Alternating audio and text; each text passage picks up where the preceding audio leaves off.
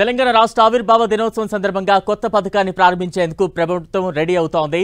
రాజీవ్ యువ వికాసం పేరుతో నిరుద్యోగ యువతకు ఆర్థిక సహాయం చేయాలని ప్రభుత్వం నిర్ణయం తీసుకుంది.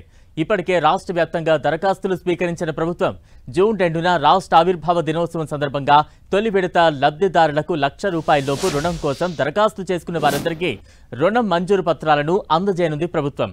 వివిధ కార్పొరేషన్లు గతంలో ఇస్తున్న రుణాలను ఈ పథకంలో చేర్చి రాష్ట్ర వ్యాప్తంగా ఈ కొత్త పథకానికి కాంగ్రెస్ సర్కార్ శ్రీకారం చుట్టింది. రాష్ట్ర వ్యాప్తంగా 5 లక్షల మంది నిరుద్యోగ యువత కోసం 50,000 నుంచి 4 లక్షల రూపాయల వరకు రుణ సహాయాన్ని ప్రభుత్వం అందజేయనుంది.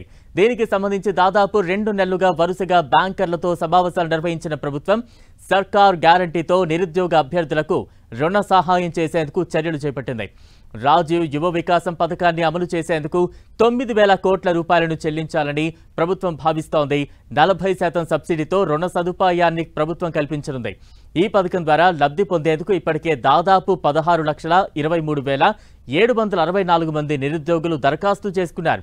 హైదరాబాద్ జిల్లాలో అత్యధికంగా 1,25,764 మంది దరఖాస్తు చేసుకోగా అత్యల్పంగా ములుగు జిల్లాలో 16,732 మంది నిరుద్యోగులు మాత్రమే రుణ సహాయం కోసం దరఖాస్తు చేసుకున్నారు. వీరిలో లబ్ధిదారుల ఎంపిక ప్రక్రియ దాదాపు తుది దశకు చేరుకుంది. జూన్ 2 నుంచి 9వ తేదీ వరకు అన్ని నియోజకవర్గాల్లో మంజూరు పత్రాలు ఇవ్వాలని సర్కార్ నిర్ణయం తీసుకుంది. రుణం మంజూరుపై పథకానికి ఎంపికైన అభ్యర్థులకు జూన్ 10 నుంచి 15వ తేదీ వరకు జిల్లా నియోజకవర్గ స్థాయిలో శిక్షణా కార్యక్రమాలు నిర్వహించనుంది ప్రభుత్వం. జూన్ 15 నుంచి పథకాన్ని ప్రారంభించే విధంగా క్షేత్రస్థాయిలో చర్యలు తీసుకోవాలని అధికారులకు సూచనలు చేసింది. రాజీవ్ యువ వికాస పథకాన్ని దశల వారీగా అమలు చేయాలని ప్రభుత్వం నిర్ణయించింది. తొలి దశలో 50,000 రూపాయల వరకు ఒకటో కేటగిరీ, ఆ తర్వాత 50,000 నుంచి ₹1,00,000 వరకు రెండో కేటగిరీ, 1,00,000 నుంచి 2 లక్షల వరకు మూడో కేటగిరీ, 2 నుంచి 4 లక్షల వరకు నాలుగో కేటగిరీగా విభజించారు అధికారులు.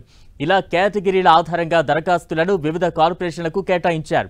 అయితే మెజార్టీ యూనిట్లను ₹1,00,000 రుణ సహాయం చేసేందుకు తొలి విడతలో ఎంపిక చేసి ఆ తర్వాత 2, 3 విభాగం వారికి ఈ ఏడాది అక్టోబర్ నాటికి రుణ సహాయం పూర్తి చేయాలన్న యోచనలో సర్కార్ ఉంది.